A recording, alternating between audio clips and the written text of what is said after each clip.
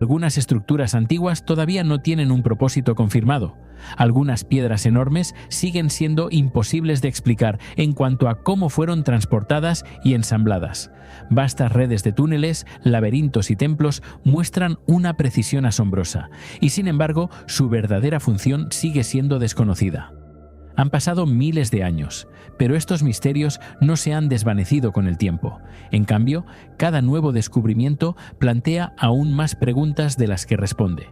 Estos son los lugares antiguos donde, cuanto más profundizamos en la investigación, más se niega la historia a revelar sus secretos.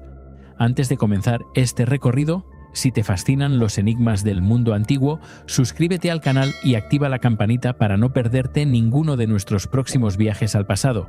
Tu apoyo hace posible que sigamos explorando estos misterios sin resolver. Resafa. Resafa es una de las pocas ciudades antiguas que nunca debería haber existido. Alzándose desde las áridas llanuras del desierto sirio a casi 160 kilómetros al suroeste del río Éufrates, floreció durante siglos en un paisaje que recibía apenas 100 a 150 milímetros de lluvia cada año y que carecía de cualquier río, lago o manantial natural permanente capaz de sostener a una población urbana.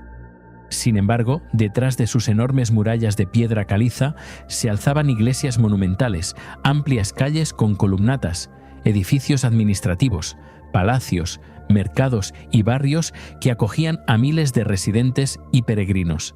Más de 15 siglos después, los arqueólogos han reconstruido gran parte de la disposición de la ciudad, pero la mayor pregunta sigue siendo notablemente difícil de responder. ¿Cómo logró un asentamiento tan grande asegurar continuamente suficiente agua para sobrevivir en uno de los entornos más duros del antiguo Cercano Oriente? La ocupación más temprana en Resafa comenzó como un modesto puesto fronterizo romano que vigilaba las rutas de caravanas por el norte de Siria, pero el destino de la ciudad cambió durante finales del siglo III, cuando el soldado romano Sergio fue ejecutado en las cercanías durante la persecución de los cristianos bajo el emperador Diocleciano. Su martirio transformó la aislada estación militar en uno de los centros de peregrinación más importantes del Imperio bizantino. Hacia los siglos V y VI, los peregrinos viajaban cientos de kilómetros a través del desierto para visitar el santuario de San Sergio, mientras que sucesivos emperadores bizantinos invertían enormes recursos en expandir el asentamiento. Las excavaciones han revelado múltiples basílicas, torres defensivas, edificios públicos, depósitos y calles cuidadosamente planificadas, demostrando que Resafa se desarrolló según un ambicioso diseño urbano en lugar de a través de un crecimiento gradual y no planificado. Las murallas defensivas casi rectangulares de la ciudad siguen estando entre sus características arqueológicas más impresionantes. Extendiéndose por aproximadamente 2 kilómetros alrededor del asentamiento, las fortificaciones encerraban casi 22 hectáreas e incorporaban más de 50 torres salientes situadas a intervalos regulares para maximizar la cobertura defensiva. Las murallas, construidas con bloques de piedra caliza cortados con precisión y de varios metros de espesor, todavía dominan el desierto circundante a pesar de siglos de abandono. Los arqueólogos han debatido durante mucho tiempo por qué eran necesarias unas defensas tan formidables en un entorno que hoy parece casi vacío. Los registros históricos sugieren repetidas amenazas de asaltantes nómadas e imperios rivales. Sin embargo, la extraordinaria escala de las fortificaciones indica que Resafa protegía algo mucho más valioso que un remoto santuario religioso. Salvaguardaba un centro económico y logístico cuya supervivencia dependía de recursos mucho más preciosos que el oro. Ese recurso era el agua, y toda investigación arqueológica conduce eventualmente de vuelta al mismo notable sistema de ingeniería. A diferencia de las ciudades abastecidas por ríos o acueductos, Resafa dependía casi por completo de la recolección de agua de lluvia. Los estudios modernos han identificado una extensa red hidráulica que consistía en enormes depósitos abiertos, cisternas subterráneas, canales revestidos de piedra, cuencas de sedimentación y sistemas de drenaje distribuidos por toda la ciudad. En lugar de permitir que la preciosa lluvia desapareciera en el poroso suelo del desierto, los ingenieros transformaron todo el paisaje urbano en una enorme máquina de recolección de agua. Los tejados, los patios, las calles, las plazas e incluso secciones del terreno circundante fueron cuidadosamente nivelados para que cada gota posible fluyera hacia las instalaciones de almacenamiento. Algunos de los depósitos más grandes medían más de 60 metros de longitud y varios metros de profundidad, con capacidades que alcanzaban decenas de miles de metros cúbicos.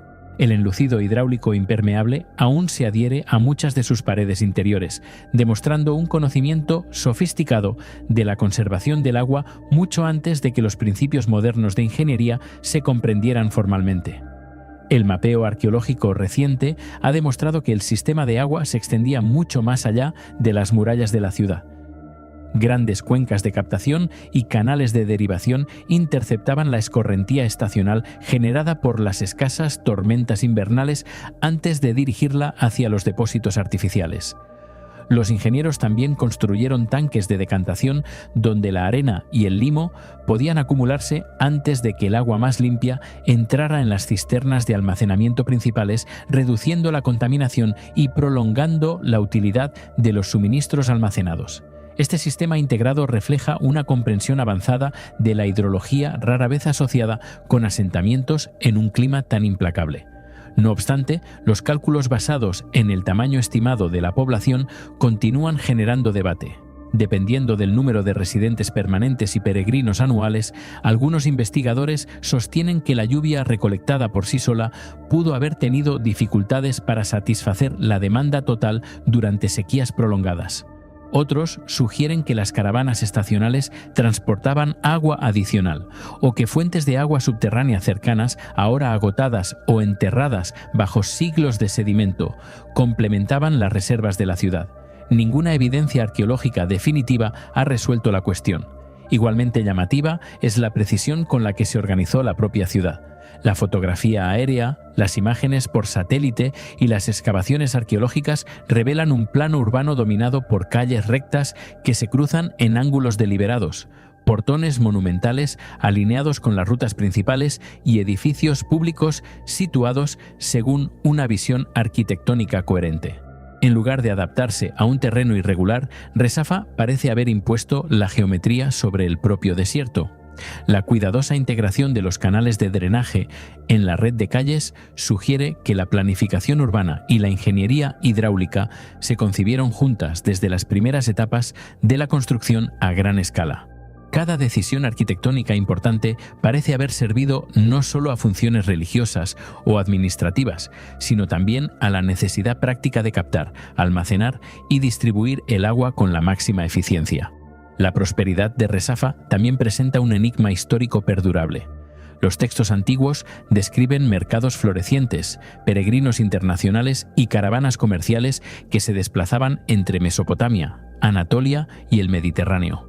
Los descubrimientos arqueológicos de cerámica importada, cristalería, monedas, inscripciones y bienes de lujo confirman que la ciudad participaba en un extenso comercio de larga distancia a pesar de su ubicación aislada. Mantener semejante actividad requería suministros fiables de alimentos, ganado, materiales de construcción y agua a través de vastas extensiones de desierto. La organización logística detrás de esta red sigue siendo comprendida solo parcialmente, porque los registros escritos conservan sorprendentemente poca información sobre los sistemas cotidianos que sostenían la vida urbana. El éxito económico de la ciudad, por lo tanto, parece casi tan notable como sus logros hidráulicos. Aslantash. Lo primero que notan los visitantes no es la entrada, sino los leones que se alzan directamente desde un enorme afloramiento de piedra caliza en la antigua región de Frigia, en el centro de Turquía. Dos leones monumentales miran hacia afuera con sus poderosas patas delanteras uniéndose en el centro, como si custodiaran una puerta que separa el mundo humano de algo más allá. Casi 3000 años después de haber sido tallados, estos guardianes silenciosos continúan protegiendo uno de los monumentos rupestres más enigmáticos de la Edad del Hierro. Los arqueólogos han identificado el monumento como la tumba de Aslantash, que data de aproximadamente el siglo VIII o principios del VII a.C. Sin embargo, muchas de sus preguntas más fundamentales siguen sin respuesta. ¿Por qué se creó una fachada tan inmensa para una cámara funeraria tan notablemente pequeña? ¿Quién poseía suficiente autoridad como para merecer un monumento distinto a casi cualquier otro en Frigia? ¿Y por qué se eligieron leones para dominar la primera impresión de cada visitante del sitio? Ubicado cerca del actual Afyonkarahisar, en el oeste de Anatolia, el monumento pertenece a la civilización frigia, el mismo reino tradicionalmente asociado con el legendario rey Midas. Aunque los estudiosos europeos documentaron la estructura durante el siglo XIX, el estudio arqueológico sistemático a lo largo del siglo XX reveló que era mucho más sofisticada de lo que parecía a primera vista. En lugar de ser ensamblado a partir de bloques de piedra individuales, todo el monumento fue tallado directamente en una única formación rocosa natural. Los antiguos artesanos primero transformaron un acantilado irregular en una fachada casi perfectamente vertical antes de esculpir cada detalle arquitectónico, la puerta, los relieves y la cámara funeraria a partir de la misma masa sólida. A diferencia de la arquitectura de mampostería, donde los errores pueden corregirse reemplazando las piedras dañadas, cada corte en Aslantash era irreversible, exigiendo una planificación extraordinaria antes de que el primer martillo golpeara la roca. El monumento mide aproximadamente 8 metros de ancho y se eleva más de 6 metros sobre el terreno circundante. En su centro se encuentra una entrada rectangular relativamente modesta que conduce a una cámara funeraria excavada en lo profundo de la roca. Sin embargo, casi todo el impacto visual del monumento proviene de la fachada en lugar de la propia cámara.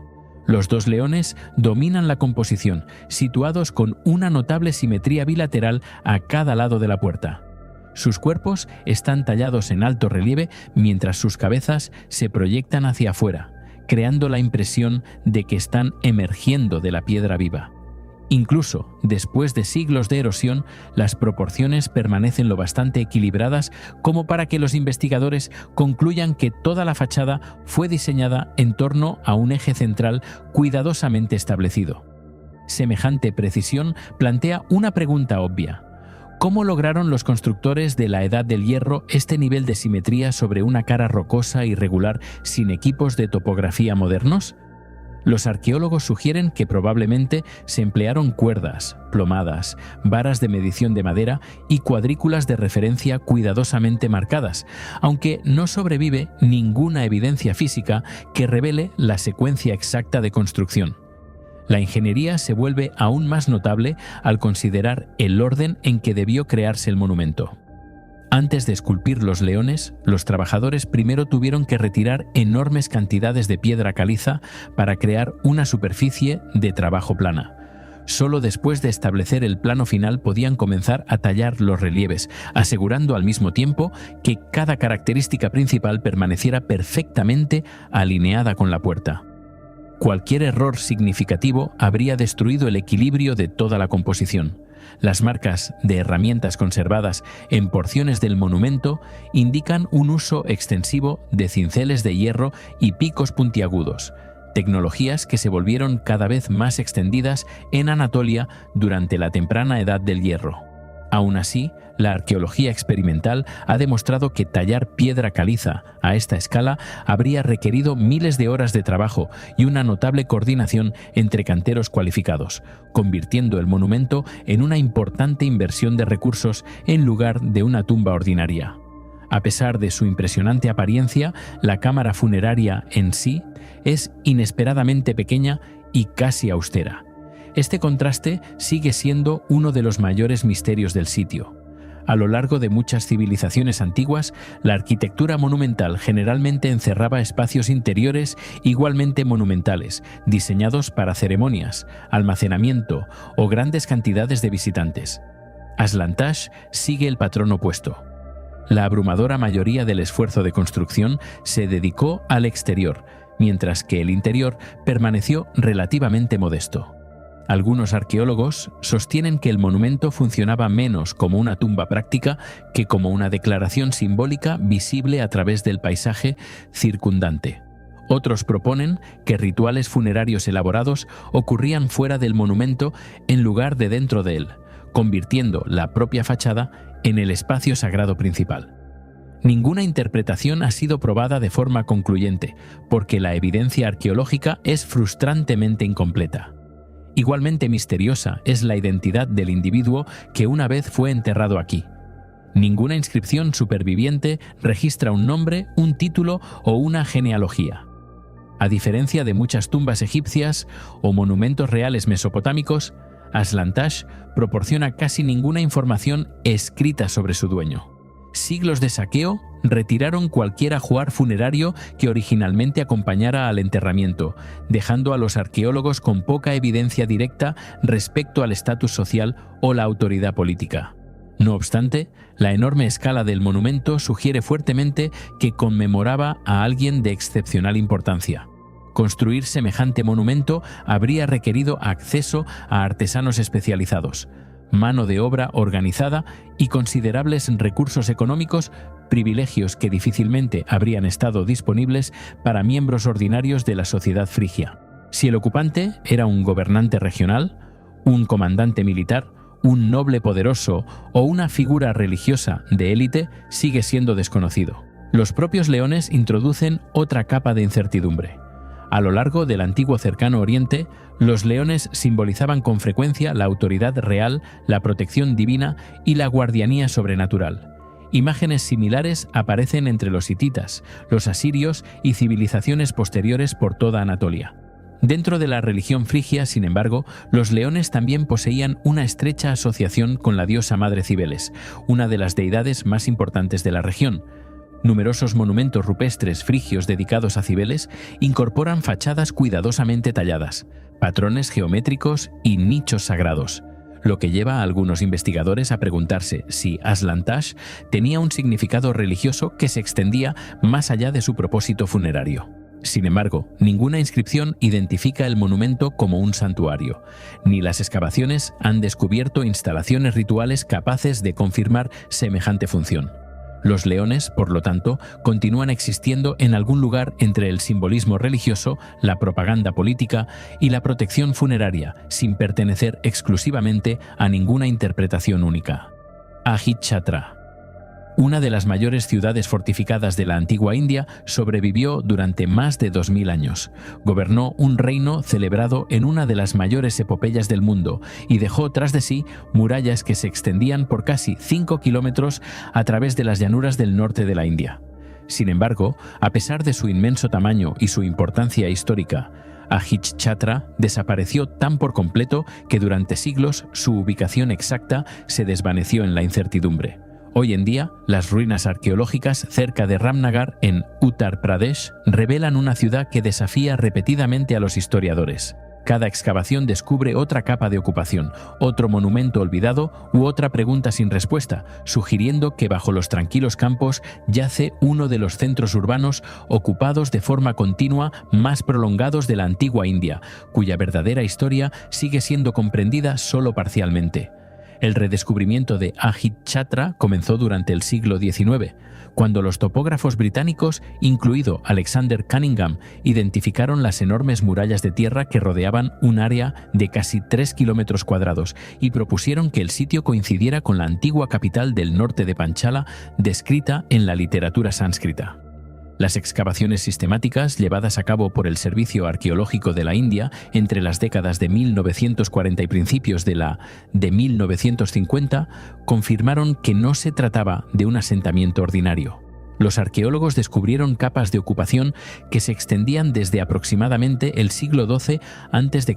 hasta el siglo XI después de Cristo, representando casi 23 siglos de habitación casi ininterrumpida. Cerámica perteneciente a la cultura de la cerámica gris pintada, la cerámica negra pulida del norte, restos kushanos, arquitectura del período Gupta y estructuras medievales fueron todos descubiertos apilados unos sobre otros, transformando a Ajichatra en una notable línea temporal arqueológica del desarrollo urbano del norte de la India.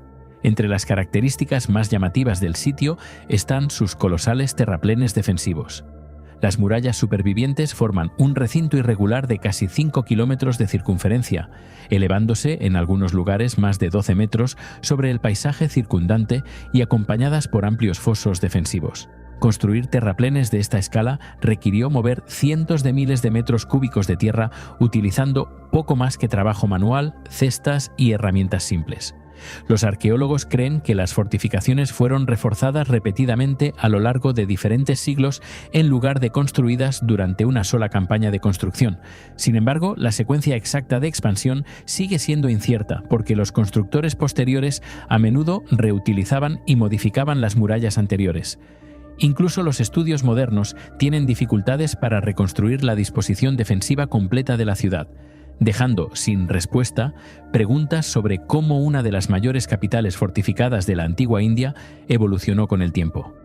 Las fuentes históricas identifican a Ahichatra como la capital del norte de Panchala, el reino asociado con el rey Drupada y varias figuras prominentes del Mahabharata. Esta conexión plantea de inmediato uno de los mayores misterios del sitio. La arqueología demuestra claramente que una gran ciudad floreció aquí durante el período tradicionalmente asociado con las fases posteriores de la cultura de la cerámica gris pintada, que muchos estudiosos consideran ampliamente compatible con partes del trasfondo cultural de la epopeya. Sin embargo, las excavaciones no han descubierto ninguna inscripción, monumento o archivo real que vincule directamente la ciudad arqueológica con los legendarios gobernantes descritos en el Mahabharata. En cambio, los historiadores se encuentran en una posición inusual donde la literatura y la arqueología convergen sobre la misma ubicación mientras se detienen justo antes de confirmarse mutuamente. Si la epopeya preserva recuerdos genuinos de esta antigua capital o refleja siglos de tradición oral en evolución, sigue siendo una de las preguntas más debatidas en torno a Ahichatra. El nombre de la ciudad introduce otro enigma perdurable. Ahichatra se traduce comúnmente como el paraguas de la serpiente, en referencia a una antigua leyenda en la que una divina naga extendió su capucha sobre un futuro rey para protegerlo del sol. Aunque esta historia pertenece a la mitología, la imaginería de serpientes aparece repetidamente entre los artefactos recuperados del sitio.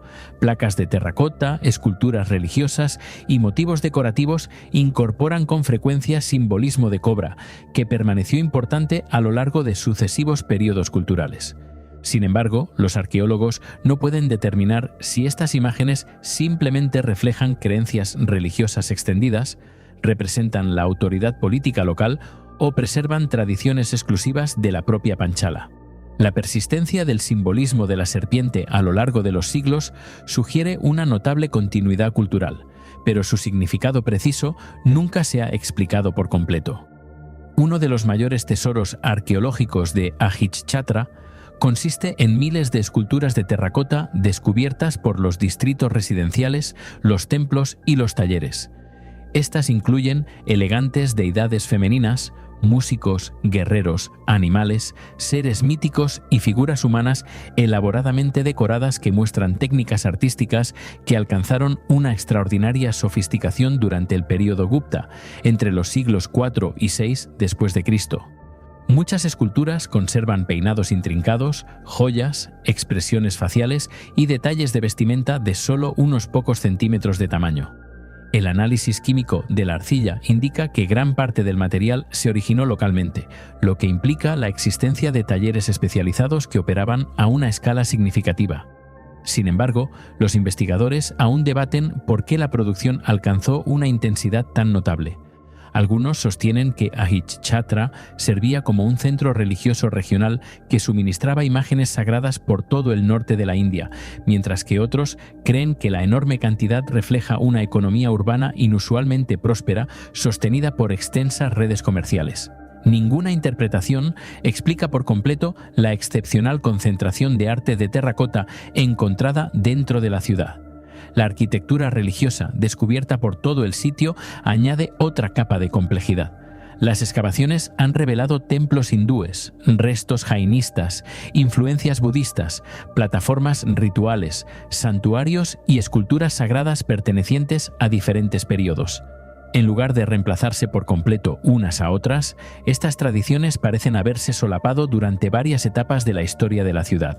Cimientos de piedra, santuarios de ladrillo, fragmentos arquitectónicos tallados y objetos rituales indican que Ahichatra funcionó como un importante centro espiritual durante muchos siglos. Sin embargo, los arqueólogos no pueden reconstruir la secuencia completa de la transformación religiosa, porque la construcción posterior a menudo perturbó los monumentos anteriores. Las inscripciones importantes siguen siendo escasas, dejando a los historiadores con la necesidad de basarse principalmente en la arquitectura y los artefactos en lugar de en los registros escritos. Yagul. Las huellas de una antigua fortaleza se alzan sobre la rama oriental del Valle de Oaxaca, en el sur de México, ocupando una cresta de piedra caliza que parece casi imposible de aproximar. A diferencia de muchos sitios arqueológicos famosos donde enormes muros dominan el paisaje, Yagul dependía de algo aún más formidable. Su mayor estructura defensiva era la propia montaña.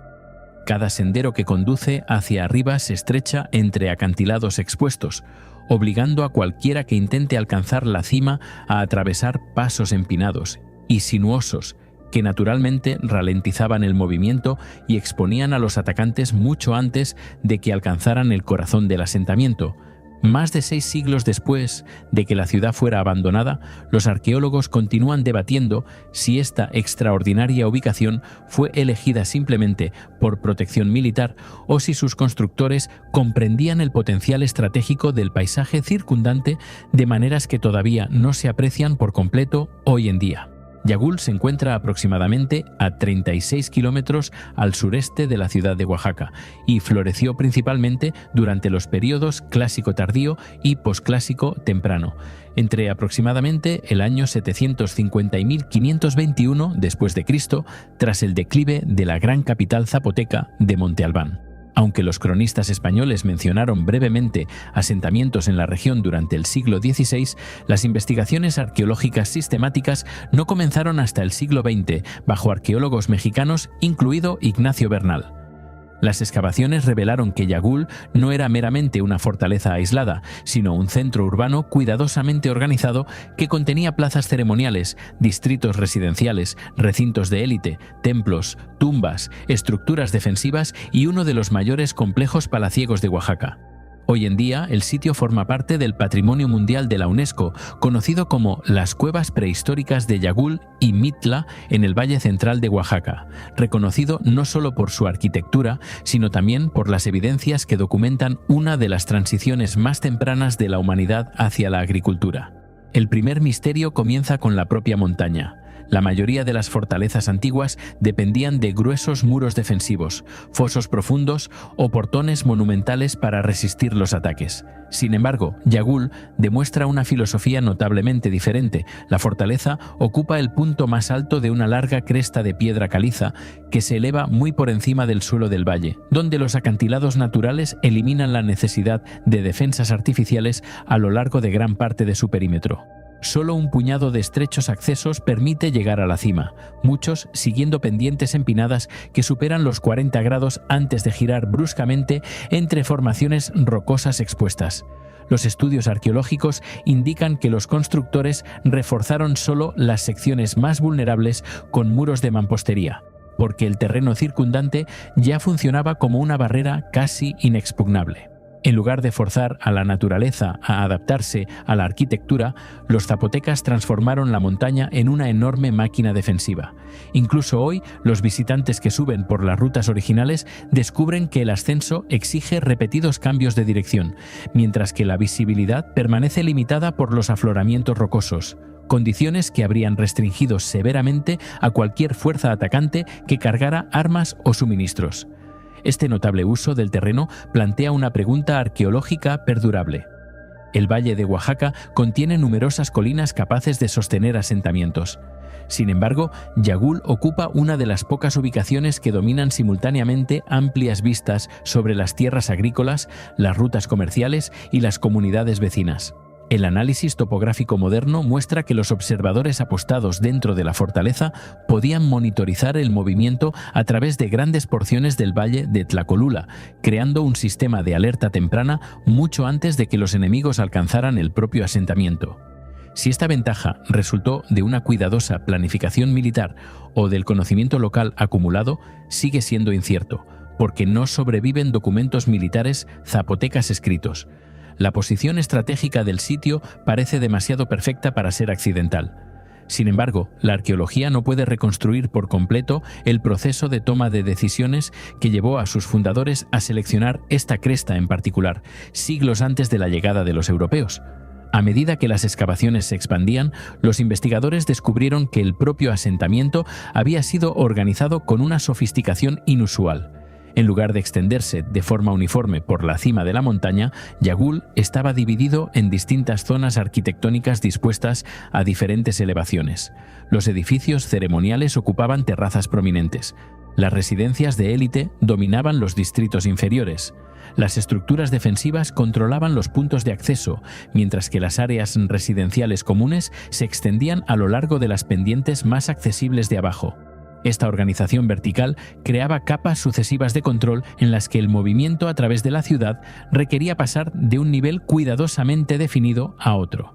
La disposición se asemeja a principios vistos en fortificaciones militares posteriores, y sin embargo, Yagul desarrolló esta compleja jerarquía espacial sin manuales de ingeniería escritos ni planos arquitectónicos supervivientes. Los arqueólogos continúan debatiendo si estas terrazas reflejaban el estatus social, los requisitos militares, el simbolismo religioso o una combinación intencionada de los tres. Cada interpretación explica parte de la evidencia mientras deja preguntas significativas sin responder. La fortaleza se vuelve aún más intrigante al examinar las rutas de circulación internas. En lugar de amplias avenidas ceremoniales que conducen directamente hacia los edificios centrales, muchas entradas obligan al movimiento a través de estrechos corredores interrumpidos por giros abruptos, escaleras, muros de contención y pasajes confinados entre caras rocosas naturales. La arquitectura defensiva rara vez depende únicamente de muros enormes. También manipula la velocidad, la visibilidad y la organización de cualquiera que intente avanzar. En Yagul, estos principios aparecen repetidamente por todo el complejo superior.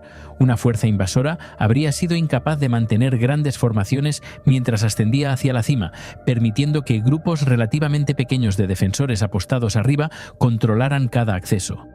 Semejante explotación sofisticada de la topografía ha suscitado comparaciones con famosas fortalezas de montaña como Masada, en Israel, o Machu Picchu, en Perú, aunque Yagul sigue siendo mucho menos conocida fuera de los círculos arqueológicos especializados.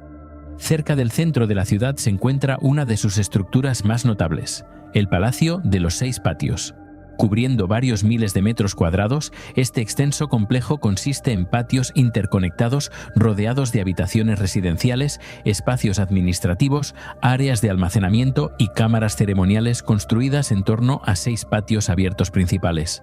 Los gruesos muros de piedra, las puertas cuidadosamente alineadas y las rutas de circulación cerradas sugieren que el acceso a diferentes partes del complejo estaba estrictamente controlado. Sin embargo, a pesar de décadas de excavación, los arqueólogos no pueden determinar con confianza su propósito principal. Algunos creen que servía como residencia de los gobernantes locales, otros lo interpretan como una sede administrativa donde se gestionaban el tributo, el comercio y las decisiones políticas. Otros aún sostienen que las ceremonias religiosas formaban una función igualmente importante, porque la arquitectura ritual por todo Oaxaca combinaba con frecuencia la autoridad política y sagrada dentro de los mismos edificios. La ausencia de inscripciones supervivientes que identifiquen a gobernantes específicos deja estas interpretaciones rivales sin resolver. Otra capa de misterio emergió bajo la superficie.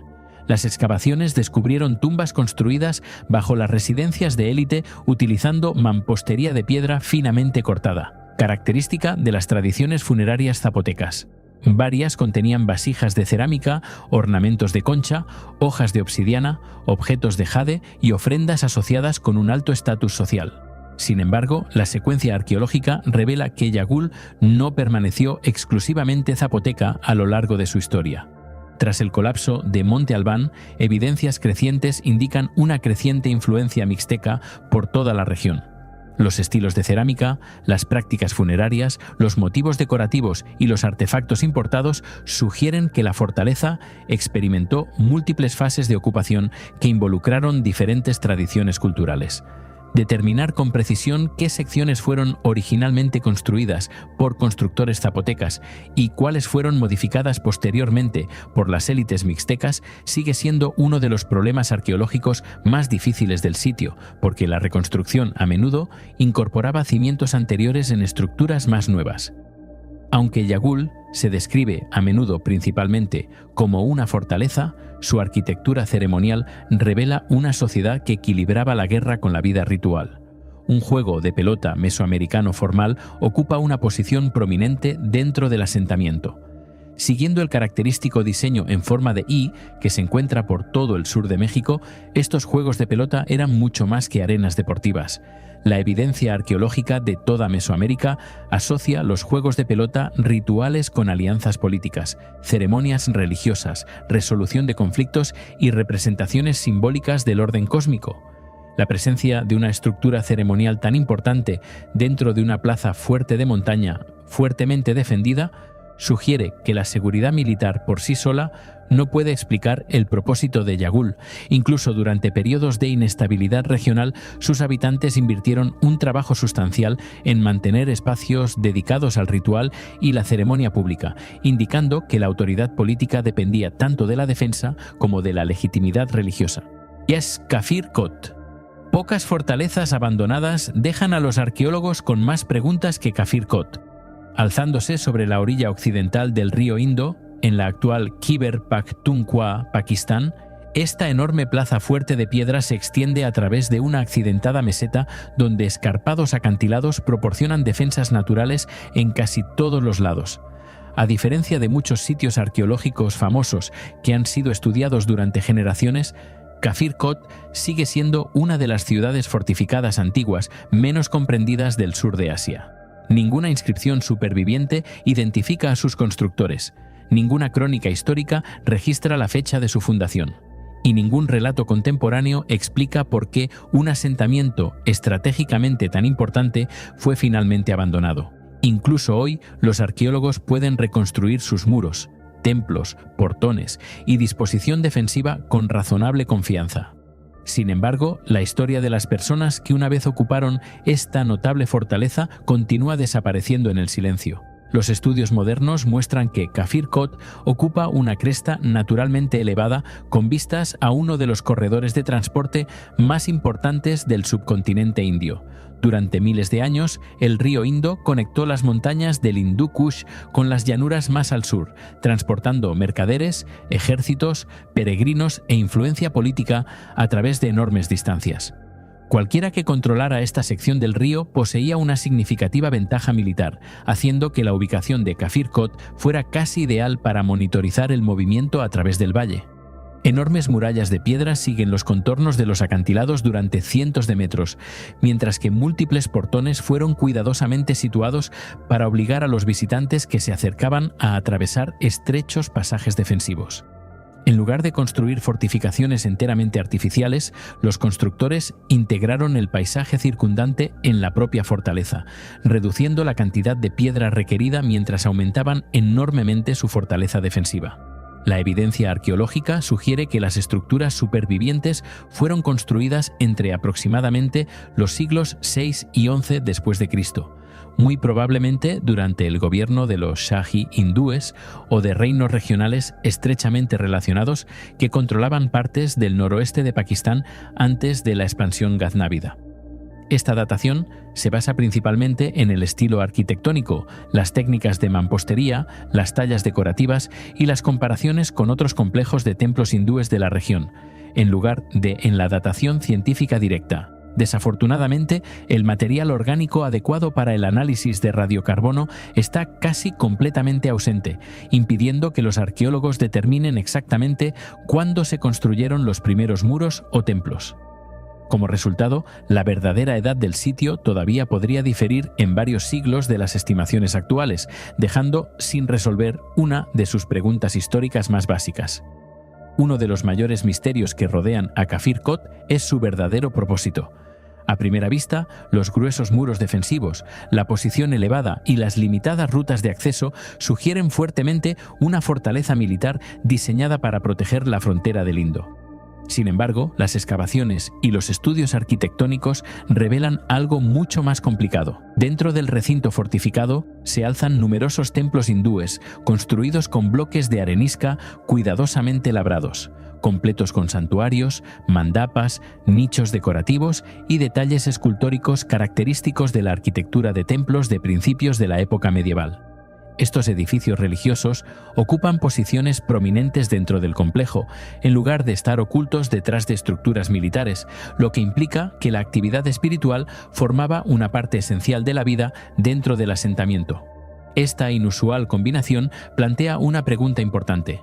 ¿Era Kafir Kot principalmente una fortaleza que casualmente contenía templos, o era un importante centro religioso protegido por extensas defensas militares? Ninguna evidencia arqueológica ha proporcionado todavía una respuesta definitiva. La escala del complejo solo profundiza el misterio. Aunque muchos edificios se han derrumbado tras siglos de terremotos, erosión y desgaste, las ruinas restantes indican que Kafir Kot contuvo una vez una extensa red de templos, estructuras residenciales, torres defensivas, calles y patios cerrados. Grandes cantidades de mampostería finamente cortada demuestran que la construcción requirió mano de obra altamente organizada y sustanciales recursos financieros. Semejante empresa habría exigido casi con certeza una autoridad política centralizada capaz de transportar miles de bloques de piedra a través de un terreno difícil. Sin embargo, a pesar de esta enorme inversión, casi ninguna documentación escrita que describa el asentamiento ha sobrevivido.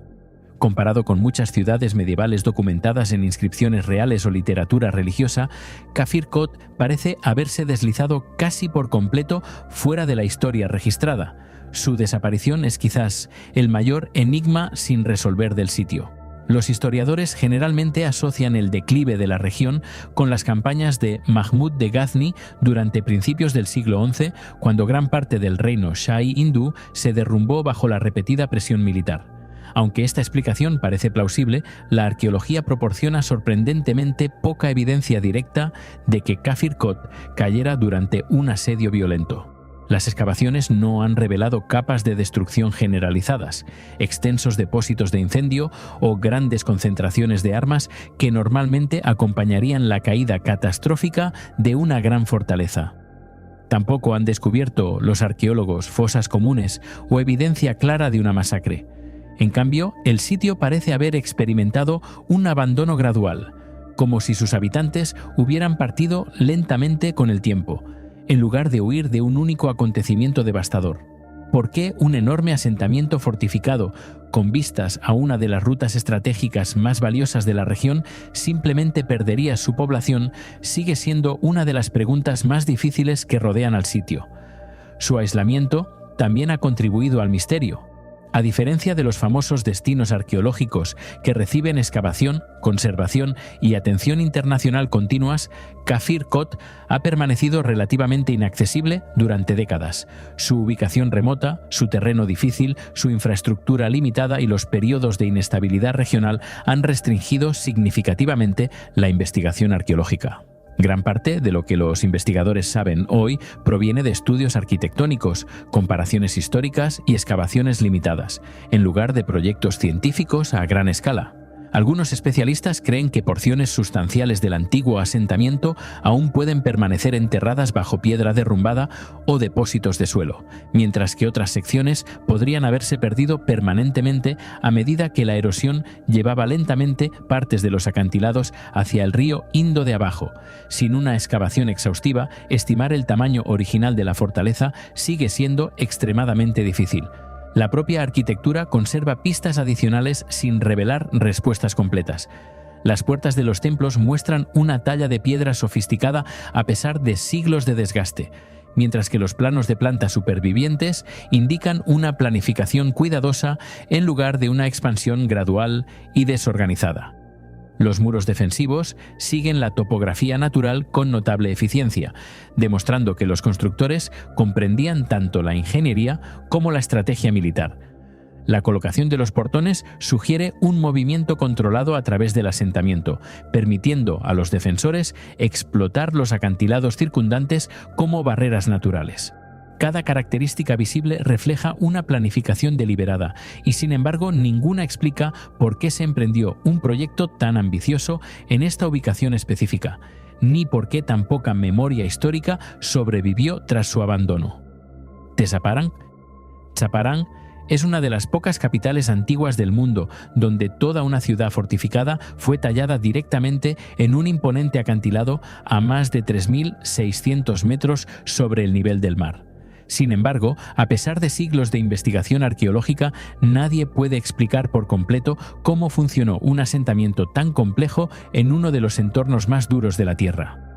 Alzándose sobre el valle del río Sutlej, en el oeste del Tíbet, Chaparán sirvió como capital del reino de Gugje durante casi 6 siglos, después de que el reino emergiera alrededor de finales del siglo X tras el colapso del imperio tibetano.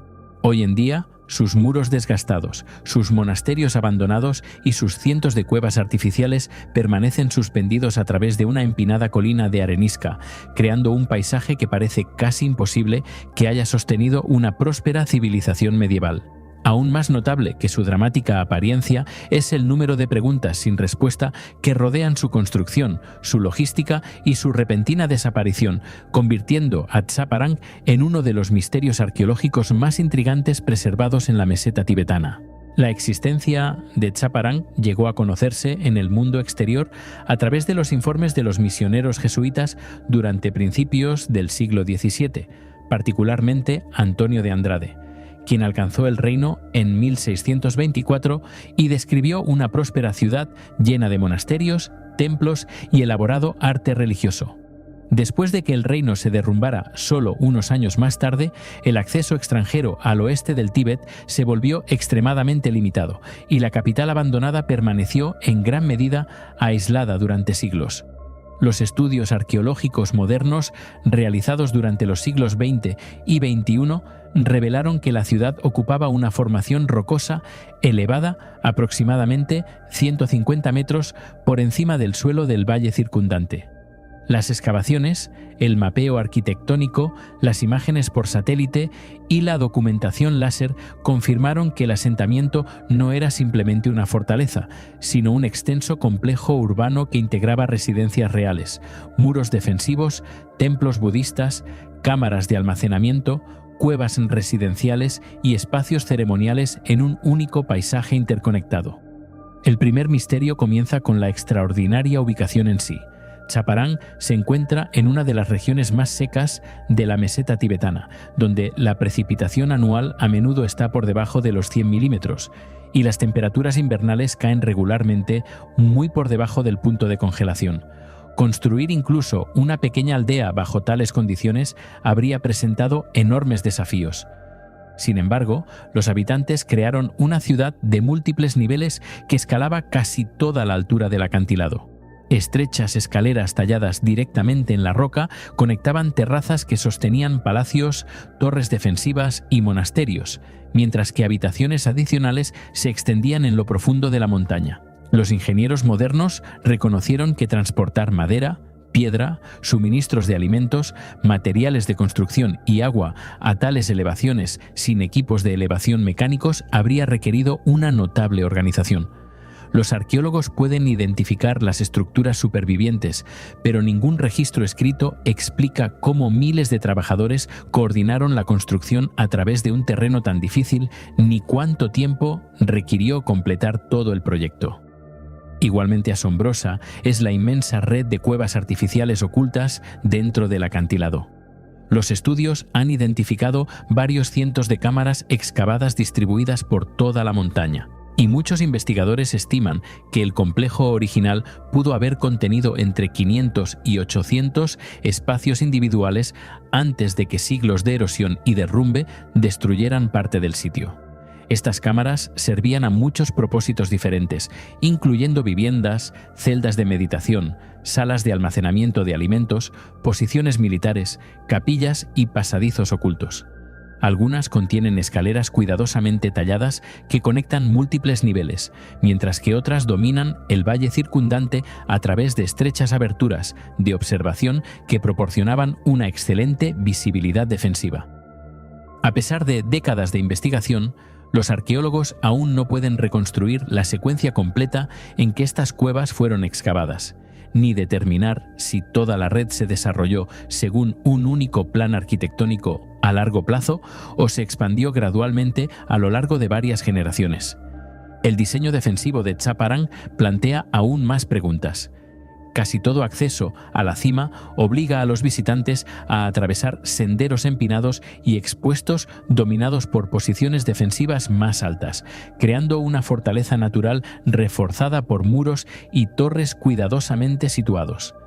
Los historiadores militares a menudo describen la ciudad como una de las capitales fortificadas más seguras de la región del Himalaya, porque los acantilados circundantes reducen drásticamente el número de puntos de acceso vulnerables. Sin embargo, la fortaleza defensiva por sí sola nunca podría garantizar la supervivencia. Mantener una población permanente requería suministros fiables de alimentos, agua potable, combustible y capacidad de almacenamiento durante los largos inviernos y los posibles asedios. Las excavaciones arqueológicas han descubierto graneros, cámaras de almacenamiento y evidencia de una planificación sofisticada, pero no han revelado el sistema logístico completo que sostuvo a miles de habitantes en un entorno de montaña tan aislado. Si el agua llegaba a las terrazas superiores a través de recipientes transportados manualmente, canales de ingeniería o sistemas adicionales que desde entonces han desaparecido, sigue siendo un tema activo de debate. Los monasterios supervivientes conservan otro misterio notable a través de sus excepcionales pinturas murales. Ocultos dentro de templos tenuemente iluminados, hay miles de metros cuadrados de murales budistas creados entre los siglos XI y XVII. Muchos conservando rojos vívidos, azules profundos, dorados brillantes y pigmentos minerales a pesar de siglos de abandono. El análisis científico ha identificado pigmentos naturales, incluyendo cinabrio, azurita, malaquita y elementos decorativos basados en oro, demostrando tanto la sofisticación técnica como el acceso a valiosos materiales de comercio. Las pinturas combinan tradiciones artísticas tibetanas, cachemires e indias, reflejando la posición de Guge a lo largo de importantes rutas culturales y comerciales que conectaban Asia Central con el Himalaya. Aunque los historiadores comprenden muchos de los temas religiosos, ciertas composiciones simbólicas, mandalas geométricos y disposiciones ceremoniales continúan generando discusión académica, porque sus funciones rituales precisas siguen siendo inciertas. La prosperidad que hizo posibles tales logros artísticos también presenta un enigma histórico. El reino de Guge floreció en un entorno que parece demasiado remoto para sostener un estado próspero. Sin embargo, los registros históricos y la evidencia arqueológica indican extensas redes comerciales que conectaban el Tíbet con Ladakh, Cachemira, Nepal y regiones más adentro de Asia Central. La sal, la lana, las piedras preciosas, los productos medicinales y los manuscritos religiosos probablemente se movían a través de estas rutas, mientras que materiales de lujo importados llegaban a la corte real. Las excavaciones han descubierto esculturas finamente elaboradas, influencias artísticas importadas y técnicas de construcción de alta calidad que sugieren sustanciales recursos económicos. Aún así, los historiadores todavía discrepan sobre la verdadera escala de la economía de Guge, porque relativamente pocos documentos administrativos sobrevivieron a la destrucción del reino. Valeria. Conocida como una de las ciudades romanas más improbables jamás construidas, Valeria se alza a través de una estrecha meseta de piedra caliza en el centro de España, donde escarpados acantilados rodean gran parte del asentamiento y el agua natural es notablemente escasa. Más de 2000 años después de su fundación, los arqueólogos aún debaten por qué los planificadores romanos establecieron deliberadamente un importante centro urbano en un terreno que parece fundamentalmente inadecuado para sostener a una gran población.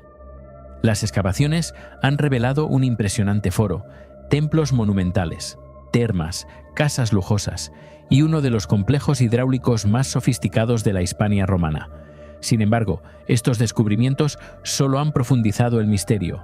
Los estudios modernos han explicado cómo se construyeron muchas de las estructuras, pero todavía no pueden explicar por completo por qué se invirtió una ingeniería tan extraordinaria en una ubicación que exigía soluciones a problemas que la propia naturaleza parecía crear. Valeria se encuentra en la moderna provincia de Cuenca, en Castilla-La Mancha, aproximadamente a 140 kilómetros al sureste de Madrid. La ciudad fue fundada durante finales del siglo I a.C., muy probablemente bajo el reinado del emperador Augusto tras la conquista romana de Hispania, y más tarde se convirtió en el centro administrativo del municipio romano conocido como Municipium Valeria. Aunque porciones de la ciudad permanecieron visibles a lo largo de la Edad Media, las excavaciones arqueológicas sistemáticas solo comenzaron durante el siglo XX y se aceleraron en décadas recientes mediante la fotogrametría, los estudios LIDAR, el radar de penetración terrestre y la documentación arquitectónica detallada. Estas investigaciones han revelado un plano urbano notablemente bien conservado que se extiende por casi 20 hectáreas, aunque secciones significativas permanecen enterradas bajo siglos de suelo acumulado y mampostería derrumbada, dejando a los investigadores solo una imagen parcial de cómo funcionaba realmente la ciudad. El primer misterio comienza con la propia ubicación de la ciudad. Los ingenieros romanos eran famosos por seleccionar sitios que equilibraban la defensa, el transporte, la productividad agrícola y suministros de agua fiables.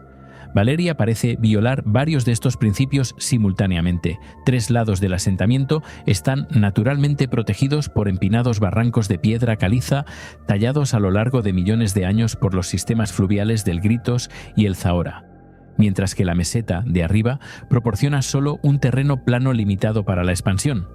Construir calles, edificios públicos y distritos residenciales requirió un extenso corte del lecho de roca y la creación de enormes muros de contención simplemente para producir cimientos estables. Los arqueólogos estiman que miles de metros cúbicos de piedra caliza tuvieron que ser retirados o remodelados antes de que la construcción de los principales monumentos pudiera siquiera comenzar.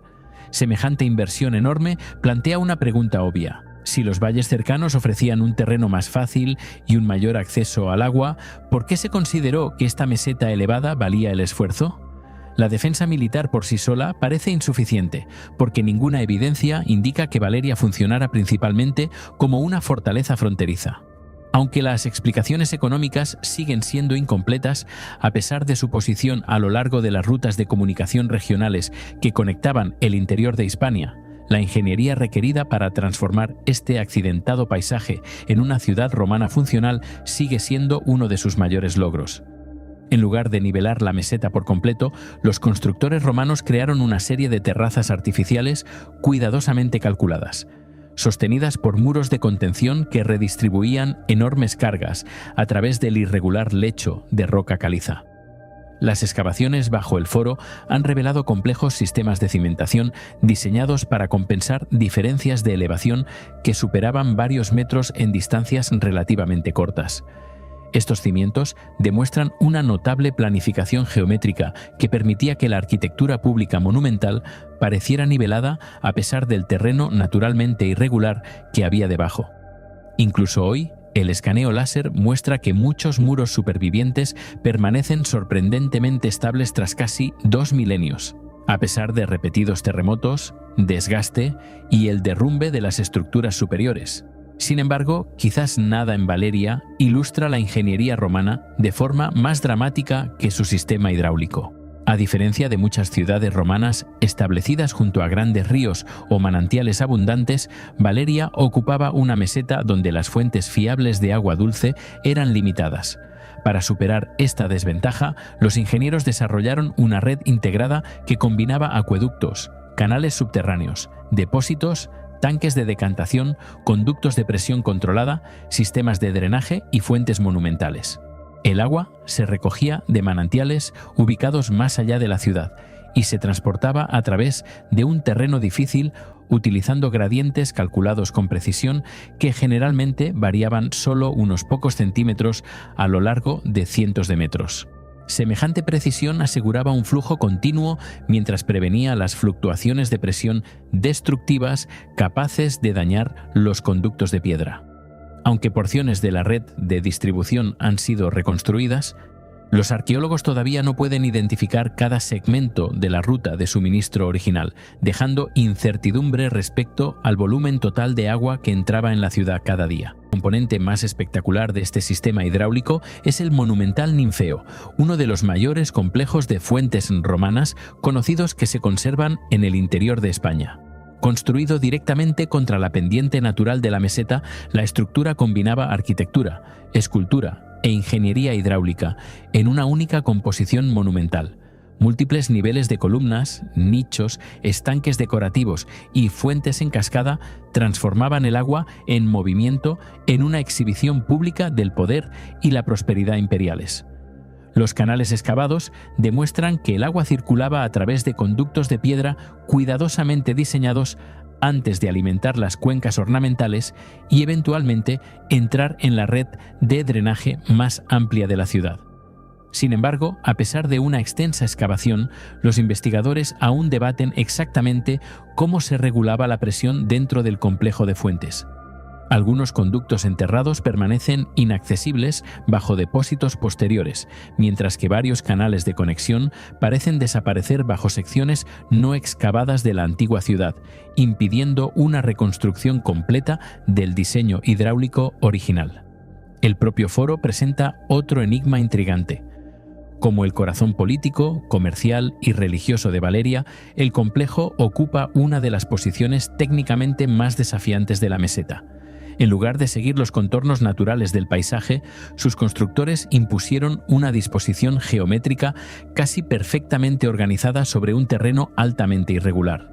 Los edificios públicos, las columnatas, los templos, los espacios administrativos y las plazas abiertas fueron dispuestos según los principios romanos de planificación urbana, a pesar de los obstáculos geológicos que los rodeaban. Los estudios tridimensionales modernos revelan una impresionante consistencia geométrica por todo el complejo, sugiriendo que los agrimensores romanos empleaban técnicas de medición altamente precisas mucho antes de que comenzara la construcción. Los instrumentos exactos y los procedimientos de topografía capaces de lograr semejante precisión a través del quebrado terreno calizo siguen siendo objeto de investigación en curso, particularmente porque muchos marcadores de referencia originales utilizados durante la construcción han desaparecido hace mucho tiempo. Las excavaciones también han descubierto lujosos edificios residenciales decorados con enlucido pintado, suelos de mosaico, mármol importado y sofisticadas instalaciones de fontanería doméstica, indicando que Valeria sostenía a una acaudalada élite urbana conectada con amplias redes comerciales por todo el Imperio Romano. Fragmentos de cerámica fina importada de la Galia, el norte de África y otras regiones de Hispania demuestran un extenso intercambio comercial a pesar de la ubicación aparentemente aislada de la ciudad. Estos descubrimientos sugieren que Valeria era mucho más próspera de lo que su geografía por sí sola predeciría. No obstante, los arqueólogos continúan debatiendo qué industrias generaban suficiente riqueza como para justificar una construcción pública tan ambiciosa. La agricultura, sin duda, contribuía a la economía local, pero la evidencia actual sugiere que la producción agrícola por sí sola no puede explicar por completo la escala de inversión visible por toda la ciudad. Valeria entró en un periodo gradual de declive tras la inestabilidad política que afectó al Imperio Romano de Occidente durante los siglos IV y V después de Cristo. La ciudad sobrevivió hasta el periodo visigodo e incluso se convirtió en la sede de un obispado, indicando que conservó su importancia regional mucho después de que la autoridad imperial se debilitara. Eventualmente, sin embargo, la ocupación disminuyó y muchos edificios monumentales cayeron en desuso. Los historiadores han propuesto la guerra, el cambio de las rutas comerciales, la reorganización administrativa, el declive demográfico y la creciente dificultad de mantener su compleja infraestructura como posibles explicaciones. Ninguna de estas teorías da cuenta por completo de la evidencia arqueológica. En cambio, el declive parece haber resultado de múltiples factores interactuantes cuya importancia relativa sigue siendo imposible de determinar con certeza, porque los registros históricos escritos son extremadamente limitados. Mizdakán. Durante más de 2000 años, personas de diferentes civilizaciones, religiones e imperios continuaron enterrando a sus muertos en la misma colina aislada. Sin embargo, la arqueología todavía no puede explicar por qué este lugar en particular se volvió sagrado en primer lugar. Alzándose sobre la llanura del Bajo Amu Daria, cerca de la moderna Nukus, en Uzbekistán, el vasto complejo arqueológico de Mizdakan cubre casi 200 hectáreas y contiene una de las necrópolis usadas de forma continua más antiguas de Asia Central. Generaciones de corasmios, zoroastrianos, primeros musulmanes y peregrinos posteriores eligieron todos el mismo paisaje para el enterramiento, construyendo ciudades, mausoleos, santuarios y cementerios unos sobre otros a lo largo de más de 20 siglos. Las excavaciones han revelado miles de tumbas y estructuras monumentales que abarcan desde aproximadamente el siglo IV a.C. hasta el siglo XIV después de Cristo. Pero a pesar de décadas de investigación arqueológica, la razón original por la que esta colina adquirió su extraordinario estatus sagrado sigue siendo desconocida. La importancia arqueológica de Mizdakan atrajo por primera vez la atención sistemática durante el siglo XX, aunque las comunidades locales habían considerado el sitio como sagrado durante siglos. Las extensas excavaciones llevadas a cabo por arqueólogos soviéticos y posteriormente uzbecos identificaron un enorme paisaje cultural en lugar de un solo monumento.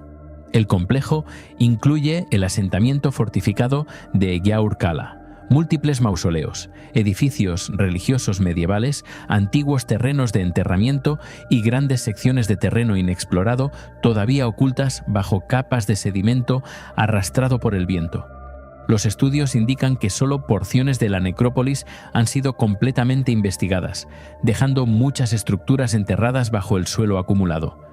La tipología cerámica, el análisis arquitectónico y la excavación estratigráfica demuestran que la colina permaneció en uso ritual continuo a pesar de repetidas convulsiones políticas, incluyendo el ascenso y la caída de los reinos corasmios, la conquista islámica de Asia Central y las invasiones mongolas. Pocos sitios arqueológicos en cualquier lugar de la región preservan una secuencia tan ininterrumpida de actividad sagrada. El mayor misterio no es la edad de Mizdakan, sino su notable continuidad.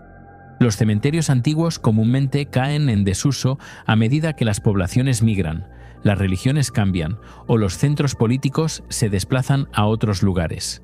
Mizdakan siguió el patrón opuesto. Cada transición cultural importante parece haber reforzado en lugar de disminuir su importancia.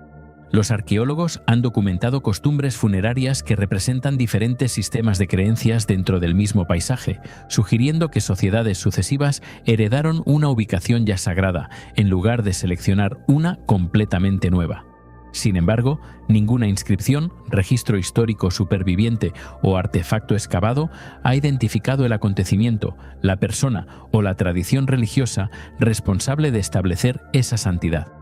Algunos investigadores sostienen que la colina poseía un significado espiritual mucho antes de que la historia escrita alcanzara la región, mientras que otros creen que un influyente santuario aún puede yacer sin descubrir bajo construcciones posteriores.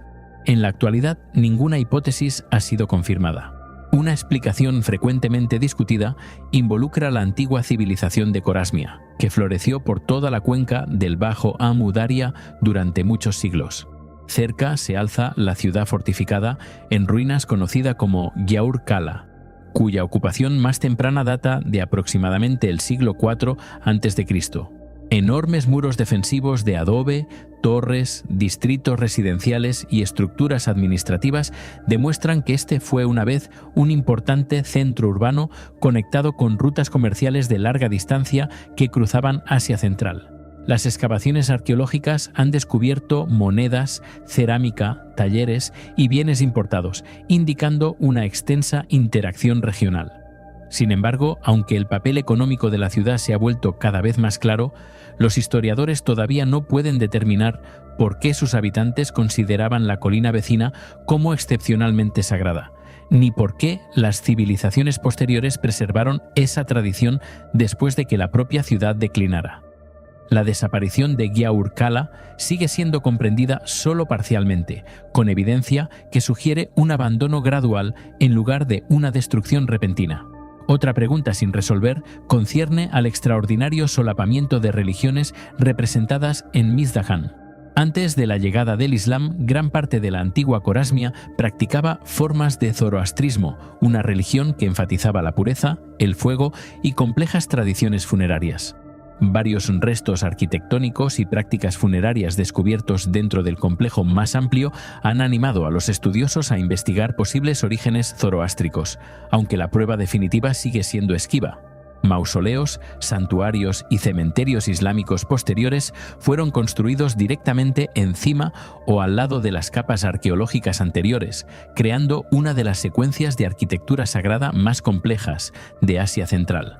Distinguir qué cimientos pertenecen a los espacios rituales preislámicos y cuáles pertenecen a la construcción islámica medieval se ha vuelto cada vez más difícil, porque muchos monumentos fueron reconstruidos, modificados o reutilizados a lo largo de varios siglos. La excavación del terreno puede identificar las fases de construcción, pero el significado simbólico original detrás de muchas estructuras ha desaparecido en gran medida. Entre las características más famosas de Mizda Khan hay un modesto montículo conocido hoy como el reloj del mundo. A diferencia de las ruinas monumentales que lo rodean, esta estructura debe su fama no a su arquitectura, sino a una leyenda que continúa atrayendo peregrinos. Según la tradición local, un ladrillo se desliza gradualmente de la pila cada año, marcando el paso del tiempo hasta que el ladrillo final caiga y el mundo llegue a su fin. Los visitantes a menudo reemplazan los ladrillos sueltos, creyendo que están retrasando el apocalipsis. Los arqueólogos consideran esto como folclore en lugar de un hecho histórico. Sin embargo, el verdadero origen de la tradición sigue siendo desconocido. Ninguna inscripción antigua explica el propósito del montículo y ninguna evidencia arqueológica ha identificado cuándo apareció la historia por primera vez, si evolucionó a partir del simbolismo religioso medieval o preserva ecos de creencias mucho más antiguas. Sigue siendo una pregunta abierta, haciendo del reloj del mundo uno de los misterios más perdurables del sitio. La enorme escala de la necrópolis presenta otro desafío. Miles de tumbas visibles se extienden por la colina, mientras que los estudios geofísicos y las zanjas de excavación indican que muchas más permanecen ocultas bajo el sedimento acumulado. Los límites exactos del cementerio todavía se debaten, porque siglos de construcción alteraron repetidamente el paisaje. Algunas zonas de enterramiento se solapan con restos arquitectónicos anteriores, mientras que otras parecen cuidadosamente organizadas en torno a monumentos cuyas funciones originales se han perdido. Los arqueólogos continúan descubriendo tumbas previamente desconocidas durante los trabajos de conservación, demostrando que el sitio todavía no ha revelado su plena extensión. Cada enterramiento recién descubierto aporta valiosa información sobre las cambiantes prácticas rituales, y sin embargo simultáneamente plantea nuevas preguntas respecto a la población que mantuvo un paisaje sagrado tan vasto durante tantas generaciones. Desde las murallas de Resafa que desafiaban al desierto hasta la colina eternamente sagrada de Mizda Khan, cada uno de estos lugares nos recuerda cuánto del pasado permanece envuelto en silencio. Estas ciudades, fortalezas y monumentos fueron construidos por manos que jamás dejaron su nombre escrito y hoy siguen guardando secretos que ni siquiera la ciencia moderna logra descifrar por completo. Y ahora que has recorrido con nosotros estos enigmas del mundo antiguo, ¿cuál de ellos te ha parecido más fascinante? ¿Cuál crees que la arqueología conseguirá resolver algún día? Déjanos tu respuesta en los comentarios. Gracias por acompañarnos hasta el final. Nos vemos en el próximo viaje al pasado.